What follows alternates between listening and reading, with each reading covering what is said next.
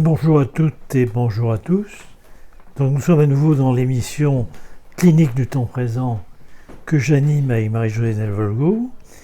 Et aujourd'hui, j'ai le très grand plaisir de recevoir mon ami Richard Reichmann qui va nous parler de la question de la guerre, des traumatismes, du Cambodge, bref, de la vie ordinaire aussi des génocidaires. Alors, Richard Reichmann, on ne le présente plus, mais je vais quand même en dire quelques mots. Il est anthropologue, il est psychiatre, il est psychanalyste, il est directeur d'études à l'école des hautes études en sciences sociales. Des hautes études en sciences sociales. Et il a notamment publié 3 ouvrages, notamment, et de nombreux articles que je vais évoquer. L'Empire du traumatisme avec Didier Fassin, où il va nous parler notamment de notre société qui, depuis un certain nombre de décennies, s'inscrit dans une logique très victimaire finalement, et il va nous préciser un peu ce que l'on entend par le concept de traumatisme, qui est parfois un peu la bonne à tout faire, je dirais, de l'opinion publique.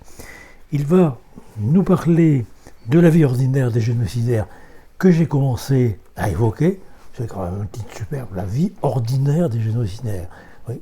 Comment est-ce qu'on peut avoir une vie ordinaire quand on est génocidaire? Et puis, un ouvrage que j'ai particulièrement aimé, et je te l'ai dit, c'est l'ouvrage qui m'a vraiment accroché, c'est Les Vivantes, qui raconte sur un mode de fiction non fictionnelle. Donc effectivement, on va dire que la science est rattrapée au collet par la littérature, et qui raconte, à la première personne d'ailleurs, le récit, la trajectoire d'une jeune cambodgienne au moment de l'invasion de Phnom Penh en 1975. On est au 51e anniversaire, à un jour près, de cette invasion. C'est quand même incroyable qu'on ait pensé à cette émission. Il faut vraiment y penser à ça. Absolument. Et c'est un récit très touchant, très touchant, mais pas du tout larmoyant. C'est très fort. Mais comme on va beaucoup en parler, je vais peut-être d'abord te poser une question. Préciser aussi que le préfacier de cet ouvrage, Les Vivantes, est l'historien Stéphane Audouin-Rousseau, pour lequel j'ai une grande admiration. C'est vraiment un historien, notamment de la Première Guerre mondiale, absolument extraordinaire. Absolument. Et un de ceux qui a remarqué que Norbert Elias, qui nous a tant apporté, avait beaucoup parlé des nazis de la Deuxième Guerre mondiale, mais finalement avec une impasse sur cette Première Guerre mondiale. Mais ça, ce sera l'objet sans doute d'une autre émission. Je préfère d'abord te laisser tout de suite la parole et peut-être nous rappeler, puisqu'on part de cette question-là, pourquoi les guerres qui constituent en quelque sorte la réponse de Freud à Einstein en septembre 1932 et dont tu traites dans tes ouvrages. Merci beaucoup pour cette invitation. Je suis très heureux de pouvoir échanger avec toi sur ces textes et sur cette thématique. Ça fait longtemps que nous discutons sur ces questions et là ça nous offre une possibilité encore plus forte de pouvoir approfondir. Alors pourquoi la guerre ? Le texte de Freud est un texte que j'aime énormément. C'est un texte d'une très grande profondeur, même si c'est un texte d'une très grande noirceur. C'est probablement un de ses textes les plus noirs, et qui a donné lieu à de multiples interprétations. Du fait qu'il a donné lieu à de multiples interprétations, je m'autorise à avoir la mienne, puisque après tout, il y en a eu plein. Je trouve que c'est un texte très fort et très intéressant, parce qu'il nous dit tout dans l'inconscient nous permet d'expliquer que la guerre est possible. Tout dans l'inconscient nous permet d'expliquer pourquoi la guerre pourrait être impossible. Les deux sont dits. Ce qui veut donc dire que les guerres, c'est pas un problème d'inconscient. Les guerres, c'est un problème historique, politique, social.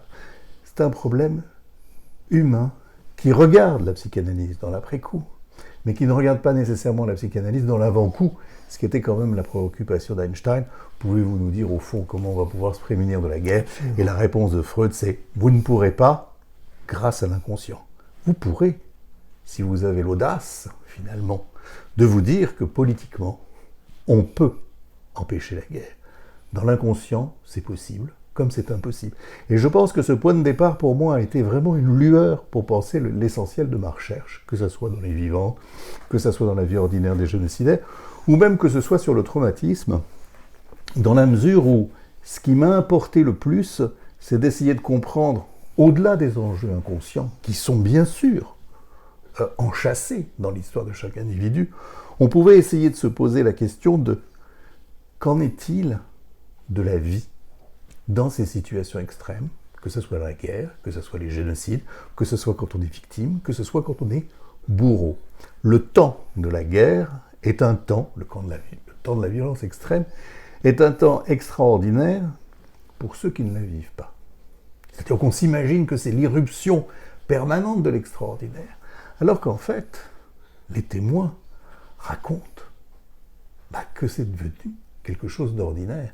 Ordinaire ne veut pas dire banal, ordinaire veut dire que c'est le quotidien, c'est la façon dont les choses se présentent à l'esprit, et c'est ce qui permet aussi de comprendre que les individus qui le vivent, aussi bien les victimes que les bourreaux, vont avoir une multiplicité de choses présentes à l'esprit qui ne se réduisent pas à ce que l'on voudrait entendre de ce qu'est la violence ou de ce qu'est le fait de subir une violence extrême. Dans Les Vivantes, ce que j'ai cherché à montrer, c'est que cette jeune femme, dont j'usurpe la subjectivité... Ah oui, tu en parles en disant « je ». Je en parle en disant « je ». Alors, je vais peut-être dire un mot pourquoi j'ai utilisé ce subterfuge, cet artifice.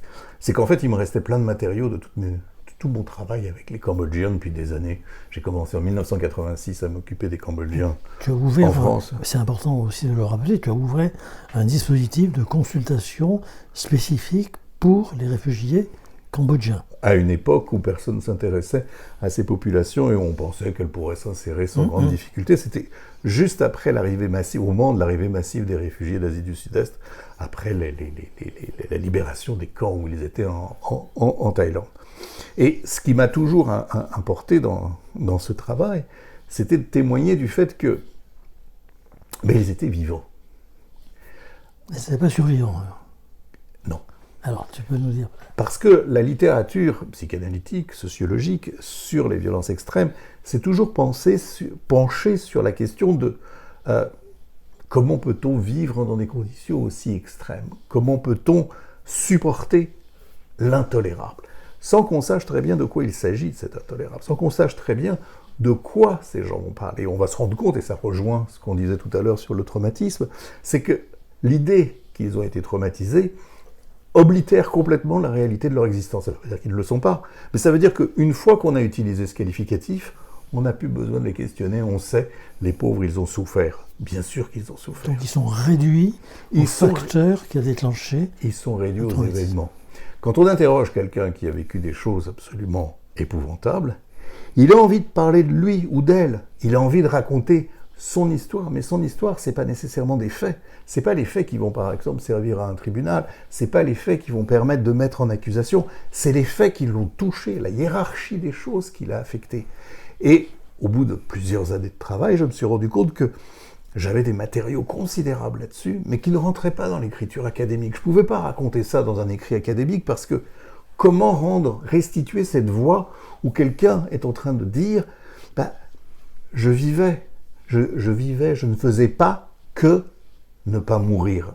Alors qu'on leur demande souvent, racontez-nous comment vous n'êtes pas mort. Mais non, je n'ai pas fait que pas mourir. Et comment on dit ça ? Eh bien, je n'ai pas trouvé d'autre solution qu'un sujet de l'énonciation, c'est-à-dire une possibilité de dire un « je » qui s'adresse pour le coup à un « tu » imaginaire, mais ce « tu », ça va être le lecteur, ça va être quelqu'un avec qui il va y avoir une interlocution entre ce sujet, qui est une subjectivité au sens purement grammatical, c'est pas une conscience de soi, c'est pas un moi, c'est un « je » qui, tant qu'on peut dire « je », dit qu'il y a de la vie. Et si on dit « survie », alors à ce moment-là, on perd tout le reste et on réduit les individus à cette seule dimension de ne pas être mort. Il ne cesse de dire, c'est pas simplement que je ne suis pas mort, je ne voulais pas mourir, je ne voulais pas que mon corps me trahisse, je ne voulais pas être réduit à cela, je voulais vivre. Et dans mes travaux actuels, que ce soit avec des jeunes Palestiniennes ou avec des Rohingyas, les gens témoignent de cela. Un mot, une lettre, une jeune une jeune palestinienne m'envoie tous les jours des écrits qu'elle fait absolument formidables. Chaque mot témoigne du fait, non pas qu'elle survit, mais qu'elle vit, et qu'avec chacun de ces mots, elle témoigne du fait que les autres n'ont pas réussi à la détruire. Alors, la mort est quand même terriblement présente, puisque elle imprègne dans le récit de cette jeune fille cambodgienne. Elle dit qu'à un moment donné, ça imprègne tout. La mort, c'est ce qu'il y a d'omniprésent. C'est ce avec quoi elle se coltine, et même quand elle se lave, même quand elle se nettoie, elle est partout. Il y a des passages absolument terribles. Alors je sais bien que tu ne veux pas réduire, et avec beaucoup de pertinence, que tu ne veux pas réduire, bien évidemment, cette jeune fille aux événements qu'elle a vécus, mais quand même, quand on les fait travailler dans les rizières, qu'on les affame, qu'on les torture, qu'on les abat, ce sont des adolescents qui sont armés de gourdins, armés de kalachnikov, ou d'armes tout à fait semblables. Enfin, et elle travaille avec des cadavres qui servent d'engrais. Enfin, il y a quand même cette présence massive d'une mort qui se sent, qui se ressent, qui imprègne jusqu'au corps. Et d'ailleurs, elle a un rapport, je pense que tu viens de nous en parler, très particulier avec ce corps. Et presque à certains moments, j'avais l'impression que le corps était l'interlocuteur, l'autre auquel elle s'adressait. Absolument, tu as parfaitement raison. C'est des conditions absolument extrêmes, d'une dureté effroyable et qui sont difficiles à nommer comme telles. Mais ce qui est vraiment important, c'est ce que tu viens de montrer, c'est que la mort est toujours présente, mais sous une forme spécifique, qui est celle d'une altérité. L'altérité de cette subjectivité, c'est la mort. Et c'est ça qui m'a semblé vraiment important de montrer, c'est qu'elle peut parler de la mort, c'est pas de sa mort dont elle parle de la mort. Elle parle de cette chose que Freud a magistralement démontré comme étant irreprésentable pour le sujet. Elle est irreprésentable pour le sujet, mais le sujet peut lui donner une certaine, comment on pourrait dire, incarnation. Et là, la mort est incarnée en dehors d'elle, jusqu'à prendre son propre corps comme un ennemi pour se préserver de la mort. C'est-à-dire que c'est ce combat que j'ai voulu montrer, et c'est pour ça que c'est très différent de la question de la survie. C'est la mort est altérisée, et en dehors d'elle, quand elle voit un cadavre, elle dit « ça ne peut pas être moi, je ne serai jamais comme cela ». Ce « je-là » n'est pas un sujet de la conscience, c'est vraiment l'énonciation de « je ne suis pas la mort, moi, je n'y vais pas ». Et ça, on le dit là, mais c'est difficile à écrire d'un point de vue académique, alors qu'il se trouve que la fiction non fictionnelle, pourquoi non fictionnelle ? Parce que tout est vrai. J'ai rien inventé, ce sont que des témoignages que j'ai recueillis pendant des années et des années. Tout est vrai, mais c'est difficile à l'articuler dans un écrit académique, alors que la dimension littéraire, entre guillemets, permet d'accéder à cette forme de subjectivité. Et c'est magnifiquement écrit. Ça, c'est gentil. Non, mais je le pense profondément, c'est magnifiquement écrit. Ça affecte celui qui lit. Alors, ce qui est aussi extraordinaire, c'est qu'en même temps, on voit bien tous les processus de déshumanisation mis en place par les bourreaux, qui, encore une fois, sont des adolescents. Ils arrivent en 75, ils disparaissent en 79, j'en parlerai peut-être un peu. Et il y a même un dialogue entre deux bourreaux de 14 ou 15 ans qui disent ne pas aimer tuer. On a l'impression que la mort est leur métier, comme disait l'autre. Et l'idée, c'est finalement que ces victimes ne soient plus des êtres humains, puisqu'on va même leur refuser une sépulture. Et ça me paraît extrêmement important. C'est-à-dire qu'effectivement, le cadavre devient un déchet qui perd son humanité, juste pour ceux qui restent, qui habituellement l'accompagnent sous la forme de rites, qui finalement l'élèvent à la dignité, si j'ose dire, de devenir des ancêtres. Absolument. Ça, c'est le cœur même du processus génocidaire. Faire en sorte que les défunts, que les morts ne soient pas des défunts. Nous sommes environnés par nos morts. Nous parlons avec eux tout le temps. C'est le nom de nos rues, de nos établissements. Mais quand on les pense à eux, on les pense en vie. C'est-à-dire que dans la mort, c'est de la vie dont il est question. Ce que les génocidaires veulent faire, c'est détruire la vie jusque dans la mort. Donc l'interdiction des rites funéraires est une dimension essentielle du processus génocidaire qui vise à éradiquer complètement les existences. Est-ce qu'on les déshumanise pour autant? J'ai toujours eu du mal avec ce terme, parce que finalement, on les tue parce que ce sont des êtres humains. Si ce n'étaient pas des êtres humains, on ne les tuerait pas. Donc le simple fait d'avoir la nécessité de les tuer montre que la déshumanisation n'est pas possible. Et ça, c'est un point que j'ai voulu montrer régulièrement, et qui est le pendant de mon travail sur la vie ordinaire des génocidaires, parce que précisément, si les vivants, les blessés, les traumatisés, comme on dirait maintenant, ne sont pas toujours dans la mort, eux, ils y sont tout le temps. Eux, ils pensent à elle, ils pensent à ça, c'est leur quotidien, c'est leur ordinaire, ça ne leur pose pas des cas de conscience. C'est pas forcément des gens méchants, c'est pas forcément des brutes, c'est pas forcément des sadiques. Bien sûr que les sadiques, les brutes, on va les retrouver au premier plan.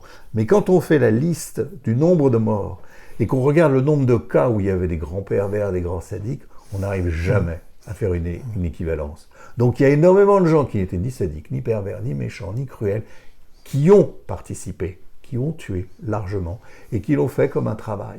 Alors souvent on s'est posé la question, mais que ressentent ces gens-là lorsqu'ils tuent? Au fond, ils devraient ressentir quelque chose, ils devraient se rendre compte. Et eux, la plupart du temps, ils sont muets. Alors on croit que c'est du déni, on croit qu'ils ne veulent pas se rendre compte. Et si c'était du déni, alors on ne pourrait pas avoir de réponse lorsqu'on leur pose la question, mais comment vous faisiez votre travail? C'était difficile. Et là, on a une pléthore d'informations. Vous savez, tuer quelqu'un, c'est difficile, ça peut faire mal aux doigts, ça peut faire des crampes, on peut se salir. Et vous avez toute une question qui tourne autour de eux-mêmes. À quoi pense un génocidaire lorsqu'il tue? Il pense à lui. Il pense à lui, comment il va pas se salir, comment il va avoir fini au plus tôt. Il ne pense pas à la personne qui est en face. Alors ça ressemble énormément au travail des exécuteurs de masse de Harald Welzer. Où effectivement, au niveau des commandos nazis, lorsqu'ils font remonter un cahier de doléances vers l'état-major, c'est quasiment des demandes syndicales. Absolument. Ne pas tuer les femmes avec lesquelles on a couché, ne pas être astreint à un travail à la chaîne qui est trop épuisant, etc. Ça rejoint tout à fait ce que tu dis. Mais c'est absolument ça. Mais alors, justement, dans quand même la vie ordinaire des génocidaires, là tu nous parles du terrorisme djihadiste de novembre 2015. C'était aussi ça? Tu ramènerais... J'ai tenu à cela. Alors, c'est intéressant, dans la version française, l'introduction commence par le djihadisme. Dans la version traduite en anglais aux États-Unis, elle a été retirée parce que le contexte ne permettait pas de saisir complètement.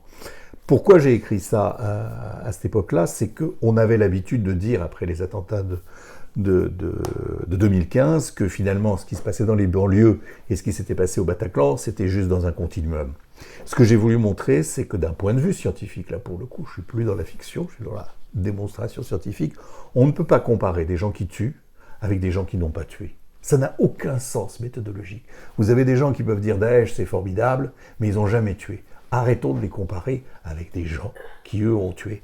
Parce que c'est ce qu'on faisait à cette époque-là, cet amalgame absolument terrible qui consistait à dire, le germe de ce qui s'est passé au Bataclan et dans les cafés, c'est les banlieues. Non, le germe, il était en Syrie, en Irak, Daesh, qui avait un projet politique, qui était d'envoyer effectivement, dans tous les pays où il y a eu des attentats, d'envoyer des gens qui étaient issus de ce pays, précisément pour atteindre cet objectif qui était de dessouder la société. Mais qui était passé quand même par les cancériens. Voilà. Et on les envoyait précisément, on envoyait des Français tués en France, des Belges tués en Belgique, etc. Précisément parce que c'était un moyen de mettre le feu à la société française. C'est donc un acte de guerre, au sens de guerre terroriste. À quoi peut-on comparer des gens qui tuent à la chaîne, des individus qui n'ont rien fait, qui sont sans défense, pour lesquels ils ne risquent pas grand-chose? On ne peut que les comparer à des génocidaires. Ça ne veut pas dire que c'est un génocide.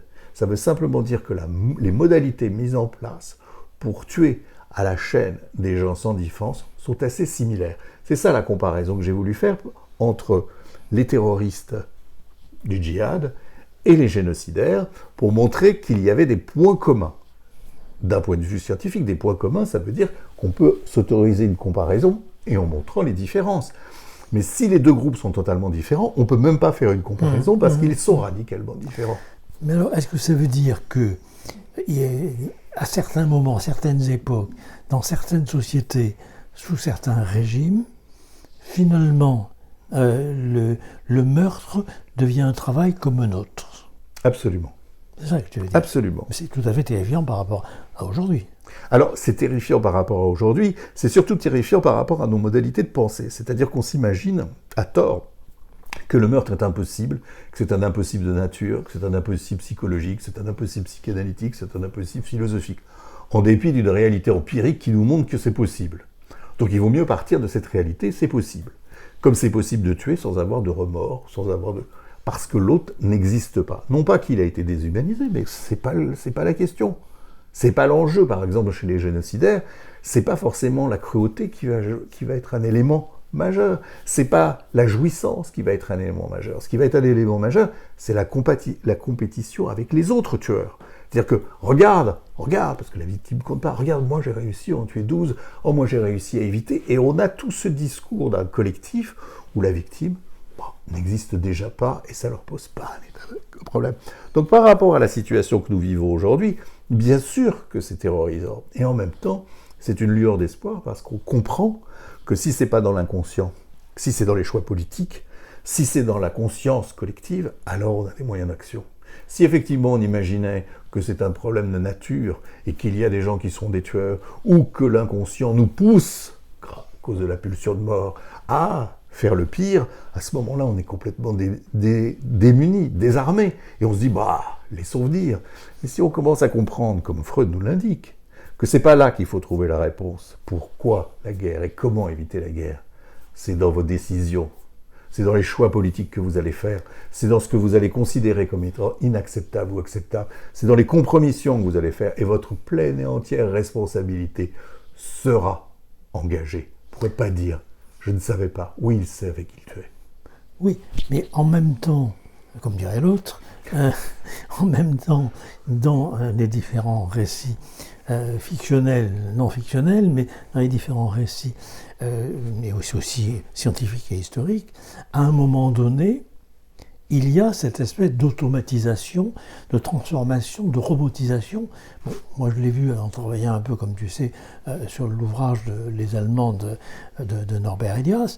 À un moment donné, et c'est ce qui est absolument terrifiant, je dirais, dans les différentes formes du fascisme, les individus acceptent quelque part de se laisser réduire, je dirais, à la part congrue des automatismes qui les constituent.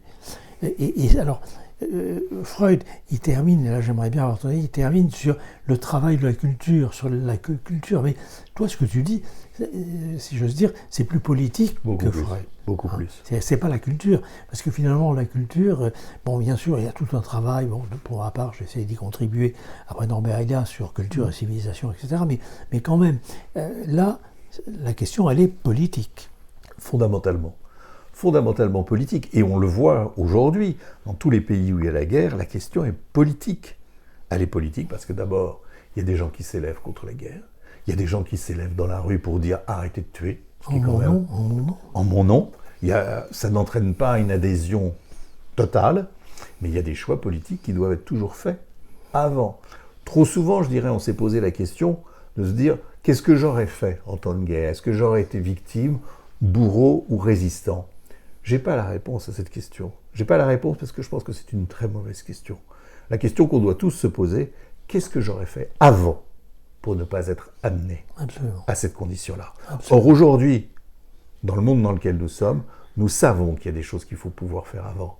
Il y a des choix politiques qui sont indispensables, quitte à y perdre des choses, quitte à y perdre des choses à la fin de la vie ordinaire des génocidaires. Je cite le cas justement par rapport à cela, où on se pose la question, mais qui sont ces génocidaires et comment se protéger de cela ? Et je dis que la moitié aujourd'hui des génocidaires supposés, qu'on imagine ceux qui viennent, les terroristes, qui viennent les Afghans par exemple, ce sont des gens qui sont partis, non pas pour sauver leur peau. Tous ceux que j'ai entendus, ils me disaient la même chose. Je suis parti parce que je ne voulais pas aller tuer mon voisin. Et c'est vraiment important de l'entendre, ce n'est pas des gens politisés, c'est des bons musulmans, c'est des gens qui avaient une ferme ou qui étaient agriculteurs, et qui à un moment auraient pu rejoindre les talibans, qui auraient pu rejoindre Al-Qaïda, puisque c'était le cas, c'était là où ils étaient. Et s'ils les avaient rejoints, ça n'aurait pas été dangereux, ils n'auraient pas été transformés en attentats suicides et autres. Ils auraient juste bénéficié des femmes. Enfin, ça aurait été plutôt une vie commode parce qu'une vie de richesse. Et ils ont fait le choix de tout lâcher pour ne pas aller tuer. Et ceux-là, c'est ceux dont on a peur ici, c'est ceux qu'on ne veut pas accueillir et ceux dont on dit ce sont des futurs terroristes. Non, ce sont des gens de courage qui nous ont donné une leçon colossale. C'est que oui, il est possible, même sans être un intellectuel, même sans être un militant, et peut-être même encore plus, Surtout. de refuser d'aller tuer son voisin. Alors ça, c'est extraordinaire, parce qu'effectivement, dans les vivances, à un moment donné, on voit bien, je dirais, l'apparition simultanée de la conscience de soi dans l'aide à l'autre. C'est-à-dire, je me souviens, lorsqu'effectivement les Khmers rouges sont partis, et que les camps ont été désertés, et que ta jeune Cambodgienne suit un groupe de femmes, à un moment donné, enfin tout est très automatique, tout paraît quand même assez terrifiant, il faut bien le dire, qu'à un moment donné, il y a une jeune fille, ou une femme en tout cas, qui tombe, elle tombe dans un endroit un peu boueux, là où elle peut pas se sortir toute seule. Et là, il y a un geste qui est fait. C'est-à-dire qu'elle reste un moment hébétées les unes les autres, et puis une d'entre elles demande « Jeune fille, est-ce que tu peux me tenir par la taille pour que je puisse tendre la main et sortir notre ami ?» Enfin, je vais dire notre ami, mais... Ouais. Hein, et ça, c'est extraordinaire, parce que tu montres bien, justement, que cette conscience de soi, elle implique quelque part, justement, l'émergence d'une altérité. Absolument. Tout le début du récit, il n'y a pas d'autre altérité que celle qu'elle est obligée de s'inventer, soit sous forme délirante, soit sous forme onirique, peu importe, j'ai justement évité d'utiliser quelconque qualificatif pour désigner cette altérité. Et puis au moment où quelque chose de la sortie de l'enfer apparaît, l'altérité réémerge sous la forme d'un individu, d'une femme, à qui on apporte quelque chose, à qui on va porter secours. Et c'est ça qui fait le consensus social, c'est ça qui recrée du social, et c'est ça qui recrée la vie, en collectivité. Mais alors, en même temps, encore une fois, quand tu parles du traumatisme, bon, c'est l'ouvrage avec Didier Fassin, l'Empire du traumatisme, alors j'aimerais un petit peu t'entendre, après ce que tu viens de nous dire, comment tu articules avec justement cette notion qui aujourd'hui s'impose comme un mode dominant, parce que par exemple, bon, je ne l'ai pas dit tout à l'heure, mais je le dirai maintenant, quand tu parlais justement de cette façon de faire son métier de tueur, bien sûr, il ne s'agit pas de meurtre réel, de meurtre, de meurtre, on va dire, charnel accompli, mais il y a quand même, dans l'organisation du travail aujourd'hui, l'exigence d'une soumission qui m'a toujours paru personnellement comme une forme de meurtre psychique. C'est-à-dire, je laisse à l'autre la vie, hein, c'est le vieux thème de la philosophie antique, hein, je choisis entre la liberté et la mort. Si tu choisis la liberté, non, j'ai une bêtise. Choisis entre la vie ou la liberté. Si tu choisis la liberté, tu meurs, je te tue. Et si tu choisis la vie, alors à ce moment-là, tu perds en quelque sorte ta liberté. C'est la condition de l'esclave suite aux guerres, etc. Donc pour moi, c'est un des thèmes qui pour moi m'a toujours touché très profondément, sans doute pour des tas de raisons, pas seulement psychologiques, mais sans doute aussi sociales et politiques. La soumission, l'exigence de soumission, c'est quasiment déjà une espèce d'atteinte à la vie de l'autre, donc d'atteinte presque à sa possibilité de vivre et d'exister. Soumettre, c'est d'une certaine manière tuer. Alors, dans l'organisation du travail aujourd'hui, on sait bien que de nombreuses affaires montrent à notre époque, mais pas qu'à notre époque bien sûr, qu'il y a des formes de management qui sont finalement, alors, est-ce que c'est des formes assez comparables finalement aux habitus, comme dirait Bourdieu, finalement des bourreaux? Il y a des points de comparaison. Le premier point de comparaison, c'est effectivement d'imaginer que dans le management actuel, ce ne sont pas que des êtres méchants, pervers et sadiques qui sont ceux qui vont devenir, entre guillemets, les bourreaux pour les travailleurs. Ce sont des gens qui vont être indifférents à ce qui arrive aux autres. Alors, je ne parlerai pas nécessairement d'une soumission, je parlerai d'une construction de l'indifférence.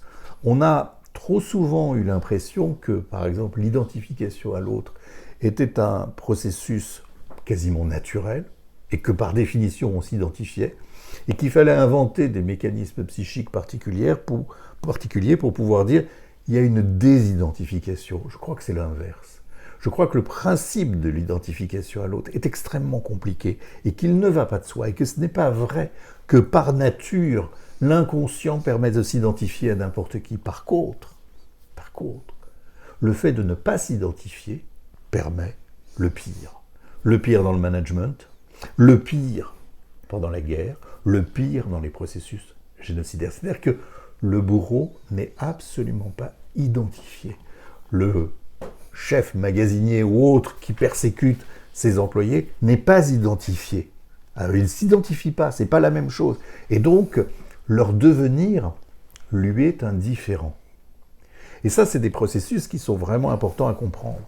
Alors, ce qu'il faut saisir, c'est que notre société a des moyens de réagir contre cela. Et le traumatisme en a été un, puisque d'une certaine manière, au moment où il était impossible de faire reculer le management, tout à coup, il est apparu que s'il était autorisé de maltraiter des gens, s'il était autorisé de ne pas leur donner de quoi vivre, s'il était autorisé de les laisser dans la rue, il n'était pas autorisé de les laisser souffrir psychiquement, ce qui est une énigme totale. Mais tout à coup, la souffrance psychique est devenue un outil pour casser la toute-puissance du management. Tout à coup, il devenait possible de critiquer des managers, non pas parce que leurs employés gagnaient mal et qu'ils leur criaient dessus, mais parce qu'en leur gagnant mal et en étant criés dessus, ils en souffraient. Ce qui est une chose quand même, un renversement par rapport à la question de la santé mentale colossal. C'est la première fois dans l'histoire de la psychiatrie et de la psychologie qu'on s'identifie aux gens qui souffrent. D'habitude, ce sont ceux auxquels on ne s'identifie pas. Là, il y a une possibilité d'identification et donc de lutter contre le management. Mais, et c'est là, ça rejoint un peu ce qu'on a écrit dans l'Empire du traumatisme, ça ne remet pas en cause les hiérarchies sociales. Ce qui a profondément changé, c'est qu'au milieu des années 60, lorsqu'on parlait de lutte des classes, se battre contre un manager ou un patron, c'était attaquer le patronat. Avec la souffrance psychique, se battre contre un patron ou un manager, c'est se battre contre un individu, sans remettre en cause le moins du monde la hiérarchie sociale qui a été mise en place, sans remettre en cause le moins du monde les différences entre les couches sociales. C'est-à-dire que c'est un argument qui permet de limiter les dégâts, mais qui permet dans le même temps de renforcer les hiérarchies qui sont en place et qui court complètement aux luttes politiques qui, antérieurement, voulaient couper ces hiérarchies sociales. C'est pour ça qu'aujourd'hui, on va parler de risques psychosociaux plutôt que de parler de lutte sociale. Mais évidemment. Ou de souffrance au travail, ce qui m'a toujours agacé, ce terme-là, par rapport à ce que peut constituer la lutte sociale. Exactement. Le mouvement social. Mais là, les troubles psychosociaux, c'est quand même important, parce que ça protège un certain nombre de travailleurs, mais il faut bien voir qu'en même temps, ça empêche d'avoir une lutte qui permettrait de s'opposer aux hiérarchies qui sont mises au sein de l'entreprise. On va désigner qui est le mauvais patron, mais on ne va pas critiquer les patrons. Et donc c'est pour ça que les patrons peuvent aussi, à un moment, dire « celui-là, il n'est pas bon, vous voyez bien que moi je suis bon ». Et c'est ce qui permet aux gens d'être de plus en plus inquiets, parce qu'il va y avoir, on va pouvoir dégommer un chef parce qu'il y a du harcèlement, sans dégommer la hiérarchie. Et on va pouvoir le virer comme n'importe quel autre. Donc, on va être obligé, malheureusement, de terminer, en tout cas cette émission, mais j'espère que nous en aurons d'autres ensemble. Avec plaisir. Le traumatisme, ce mot-là, c'est un mot un peu ambivalent. C'est-à-dire qu'à la fois, c'est la reconnaissance de quelque chose, mais en même temps, ça pourrait constituer, d'une certaine manière, la perte de substance, je dirais, d'un héroïsme social, puisqu'on a souvent articulé cette question de la logique victimaire qui est venue au moment quand même des guerres fratricides européennes, c'est-à-dire au moment des guerres de masse, au moment où ce sont les populations civiles qui ont été notamment affectées par je dirais, les catastrophes, davantage que le front, qui fabriquait des héros et des handicapés, bien évidemment. Là, après la Deuxième Guerre mondiale, on va fabriquer des victimes. Alors, est-ce que ce mot de traumatisme, je vois que c'est celui qui connaît beaucoup mieux que moi cette question, est-ce que ce mot de traumatisme, justement, il n'a pas cette ambivalence-là, à la fois de faire reconnaître et en même temps de voiler quelque chose? Il a plus que ça. C'est-à-dire qu'il dit exactement ce qu'on veut lui faire dire à chaque moment historique et selon les groupes. Il va pouvoir dire une chose et son contraire. Mais surtout, il va rendre visible tout un tas de choses pour mieux rendre invisible tout un tas d'autres situations qui ne sont complètement sorties de notre champ de visibilité. Donc il a tous ces éléments de progressisme, puisqu'il a permis une mémoire des victimes, il a permis une mémoire des vaincus, mais il permet aussi de rendre visible ce qu'on a envie de rendre visible, à savoir quelques événements, et de rendre complètement invisible d'autres choses. Il dit ce qu'on a envie de lui faire dire. Et je pense qu'en tant que clinicien, pour le coup, il faut s'en méfier considérablement. Je trouve que c'est une très belle conclusion, Richard, et on te remercie beaucoup. Merci pour cette très belle invitation. Merci beaucoup. Merci, Richard.